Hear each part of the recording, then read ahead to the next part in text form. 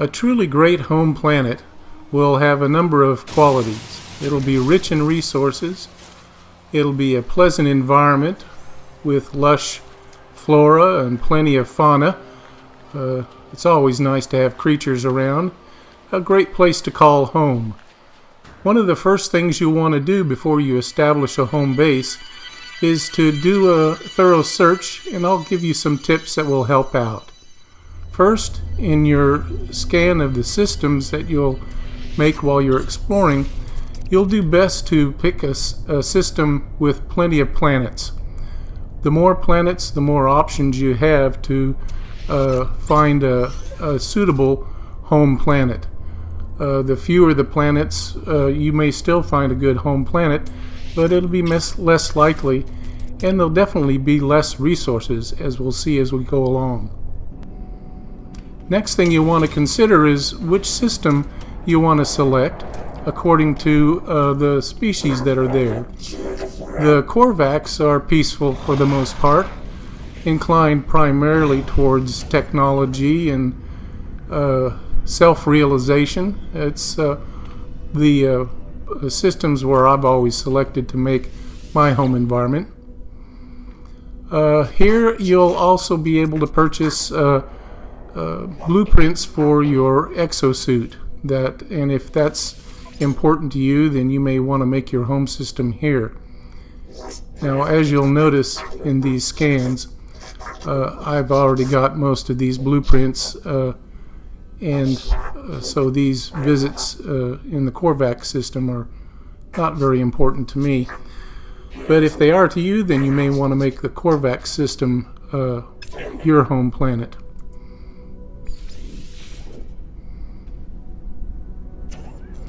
The next system we'll want to look at is the Vy'keen system, and you can tell by the doors as you enter from the space station which system you're in. The Vy'keens, of course, are warlike creatures and very aggressive, very easily offended, demanding, really. Kind of hard to get along with, I've found. They swing from one extreme to another. Either they're very loyal or they're weak and pathetic, but trying to act tough. I found for the most part that I prefer not to be around the grunts and growls of the Vy'keen. Although in the Vy'keen system, you're going to find primarily blueprints that have to do with weapons for your mining tool, adding blueprints there. If that's important to you, you might want to make the Vy'keen system your home planet so you can check regularly on what's available. Again, you can see I've already acquired most of these blueprints. Now the next system we'll want to look at, the final one, is of course the Gek system.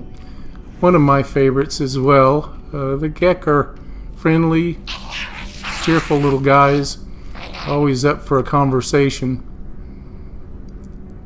It really does help if you learn the language. Make every opportunity and take every advantage of chances to learn language as you go along. I've learned over 1,000 words, and I haven't encountered any new words to date. And it really does help in navigating through the interactions with the various aliens. Now, of course, you can recruit these guys for different tasks if you want for your home planet once you've established it. Occasionally you'll find somebody to talk to, and it's worthwhile to check out what they have to offer.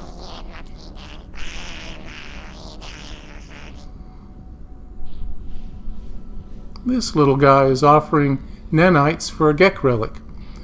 You won't always find this, but when you do, I think it's worthwhile if you have a Gek relic to spare. You get almost 50 nanite clusters for one Gek relic. Pretty good deal. Now, as far as blueprints here in the Gek system, we'll find mainly those that have to do with your starship. all kinds of blueprints, and those are quite a variety of different ones available. There's still some of those that I'm shopping around for, although I am being selective which ones I purchase, because really you can only equip your ship with so much.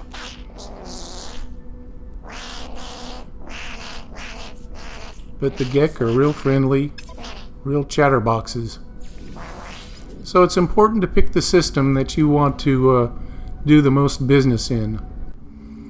Now let's take a typical 6-planet system and let's look a little more closely and try and figure out why this planet here will be the best in this system.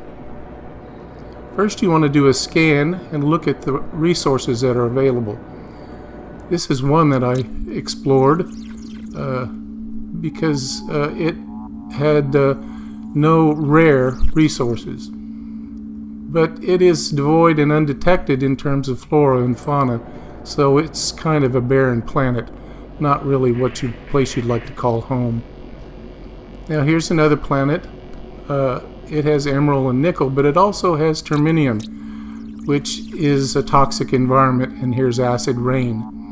Now it has good flora and fauna, abundant and fair, although the toxic environment is not very welcoming.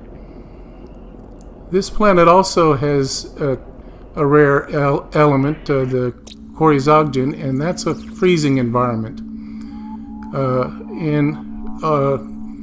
It's not going to be very friendly for a home planet. Now this next planet is the planet of choice, and you'll notice there's no rare elements here. Emerald and iridium I've always found to be a good planet. Damp, regular sentinels, bountiful for both flora and fauna. This has real potential, and we should look closer at that later. But let's complete the scan. Here's another planet with Coryzoggen, and again it's a cold environment. Now flora and fauna are bountiful and numerous, so it'll be plenty active and a lot of life, but it'll be freezing cold if that's where you want to live.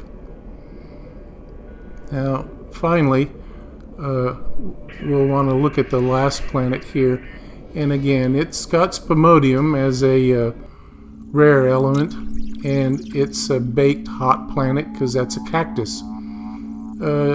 Again, although it's got plenty of flora, there's no fauna, and that's kind of a dead planet, I think. So for the most part, let's take a look at this one planet here a little bit more closely that we thought would be a good one. Get ready for a ride.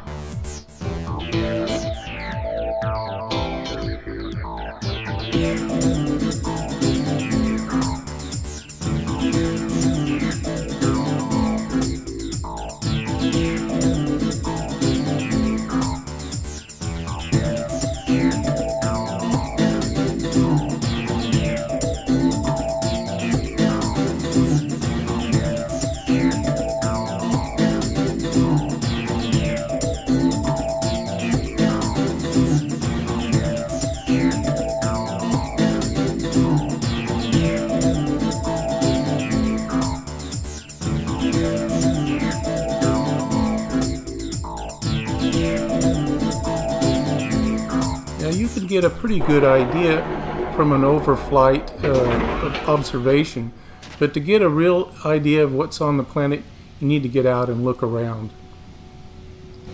Look closely at the flora and fauna, see what the environment's like, scan things thoroughly, take a closer look around. This is a beautiful planet, reminds me a lot of my home planet in Tajabija 3. Although my home planet's a water world, this is very similar.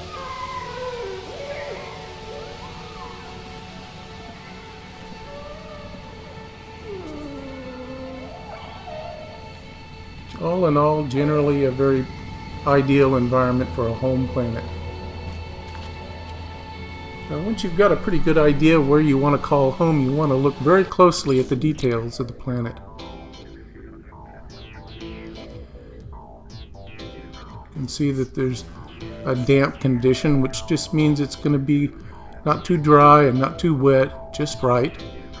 Regular sentinel activity. You want to be very careful about sentinel activity in planet scans.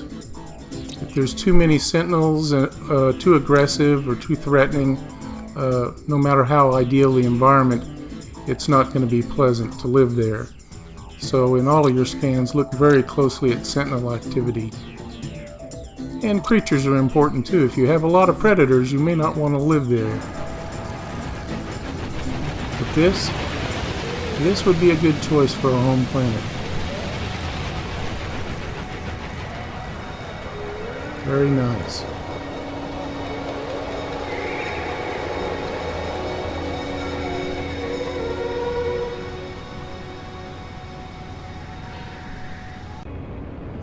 Now, once you've selected a home planet you want to call home, you want to select a home base. You'll use your scanner and scan for a home base, a habitable base. Let me give you a little tip, and if you can find a trading post nearby on your planet, get out and nearby set up your scanner close to the trading post and scan for your habitable base then. Now, these scanners are short range. They'll generally give you results fairly close by. So that means your base that it will generate or find will be close to the trading post. There are any number of reasons why it's nice to be close to a trading post. The most obvious of which is if you have anything that you're wanting to sell or market, it's nice to have a place to be able to go without having to launch out and go all the way to the space station. So to have a trading post nearby is good. Also, if you have inventories in your storage that you want to clear out and make room for other things, the trading post is a nice place to go to sell things too. So if you want to buy things also, there's traffic there from other travelers, other aliens, and you can buy and sell things. Also, if you're ship shopping, you can get a good idea of various ships there. These and other ideas that you can gather will get you a good home base.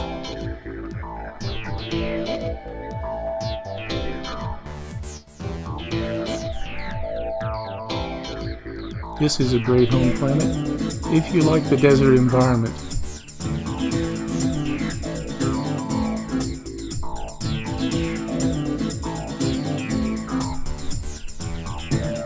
So following these tips and suggestions, you should find a truly amazing home planet.